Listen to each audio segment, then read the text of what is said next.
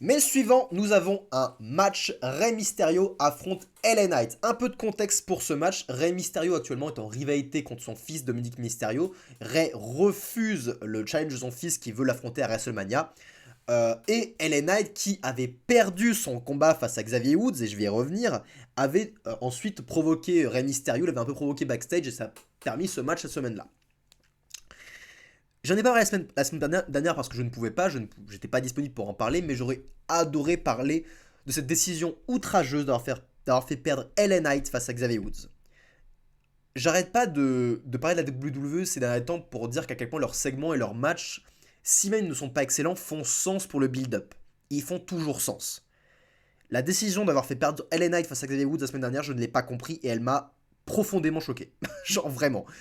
On a ce mec, LA Knight, qui est un catcheur, un excellent worker, qui a une putain de bonne promo, qui sait déclencher des rivalités très facilement, qui a un parfait heal de mid-card, qui déclenche des réactions près de la foule, qui sait se mettre over, qui s'est mis over tout seul face à Bray Wyatt et il fallait le faire. Ce même mec qui a eu un super match face à Cody Rhodes, qui a eu un match plutôt bon face à Xavier Woods, bref, mais il a perdu ce match face à Xavier Woods. Alors qu'il n'y a pas de projet Xavier Woods. C'était clairement, LA Knight a fait le taf de jobber, de heel, un peu lâche, qu'on se moque de lui parce qu'il perd tous ses matchs. C'était une décision absolument conne. Et là, ils ont l'occasion de rétablir un peu le tir. Du moins, je l'espère. Je suis un peu en stress, vous voyez.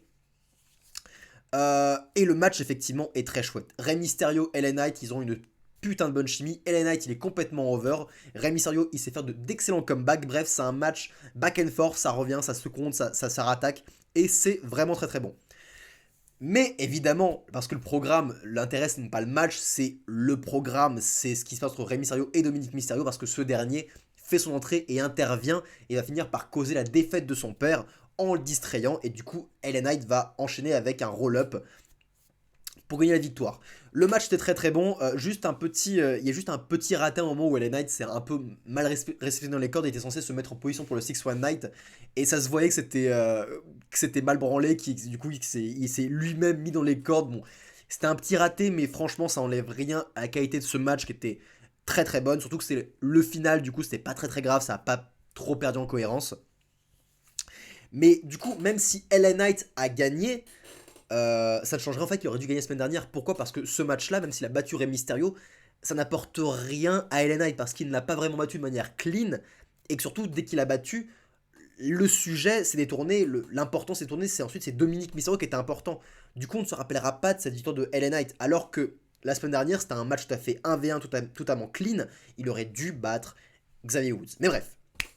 Arrêtons de parler d'LA Knight qui a fait un bon travail ce soir. Parlons de ce qui se passe ensuite parce que, mon dieu, c'était bon. Ce qui s'est passé ensuite, c'était extrêmement bon. Dominic Mysterio, depuis ces derniers mois, il fait un excellent travail de heel. Et être en rivalité avec son père, ça ne fait que l'élever. Il est capricieux. Il gêne tout le temps. Il est insupportable. La foule adore le huer à juste titre. Il est détestable au possible. Il n'a pas une échappe de malade. Du coup, il fait un peu ingrat dans ce milieu-là. Bref, il a tous les éléments pour être détestable. Et même sa promo fait très étrange, très à la fois naturel et pas naturel. C'est vraiment un juste milieu qui est assez naze, où du coup on a envie de huer ce qu'il dit en fait. Il est naturellement détestable. Et c'est génial d'avoir un heal comme ça, c'est fantastique. Mais bref, Dominique a le micro et il est encore une fois en train de chercher son père pour que ces deux se battent. Il le challenge à WrestleMania et Rey Mysterio encore une fois lui fait non, je ne me battrai pas contre 3 et il commence à partir. Sauf que, petit détail, la famille Mysterio, la femme de Rey Mysterio et la fille de Rey Mysterio sont aux premières loges. Et Dominique les voit. Et là, il va commencer à les provoquer. Après s'être fait évincer du groupe familial WhatsApp, ça c'est un truc qui s'était pas à Saro, c'est vrai que je l'ai pas mentionné, mais que Dominique Mysterio soit fait évincer du groupe familial WhatsApp, mais c'est si drôle, c'est incroyable, c'est incroyable je trouve, dans le café évidemment.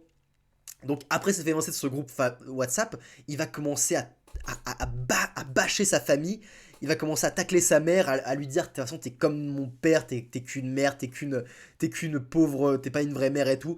Elle est sans voix, elle fait Dominique, s'il te plaît, il lui arrache le micro des mains et lui fait ta gueule, maman, comme l'aurait fait Jojo Bernard. Si vous vous rappelez Jojo Bernard, il lâche son meilleur ta gueule, maman. La foule, il y a une grosse réaction là, une grosse hit, et là, Ray, dès qu'il entend ça, il intervient. Il avance doucement vers Dominique. On sent que ça monte, on sent que ça monte. Dominique il fait allez, qu'est-ce que tu vas faire? Qu'est-ce que tu vas faire? Et là, Rey Mysterio il fout une baigne interstellaire à Dominique qui tombe au sol. Et la foule pop comme pas possible. Et moi de même, je pop quand je vois Rey faire cette baigne à Rey Mysterio, mais c'est jubilatoire. Des semaines qu'on attend ça, c'est un truc de taré. Et par terre, Dominique Mysterio fait totalement pitié et Rey annonce plus jamais tu manques de respect à ta mère, t'as compris, c'est ma femme, tu voulais un match, tu l'as. C'est- La promo, elle est pas excellente, elle est pas très bonne. Rey n'a jamais été très bon à ce niveau. Mais après la baigne monumentale qu'il a mis à son fils, franchement, c'est pas grave, ça marche. On s'en fout que cette promo soit pas bonne.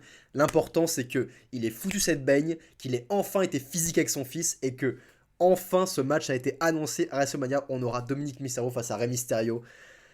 Oh putain, ça va être jubilatoire, ça va être jubilatoire comme match. J'ai hâte de voir ça. Je pense que Ray et Dominique, eux, dans la vraie vie, sont vraiment excités de faire ce truc. Un père et son fils qui vont se battre devant je ne sais pas combien de gens sur l'arène la plus grosse du monde. Ça va être fantastique pour eux. Et à la fin, Rey Mysterio embrasse sa femme, embrasse sa fille.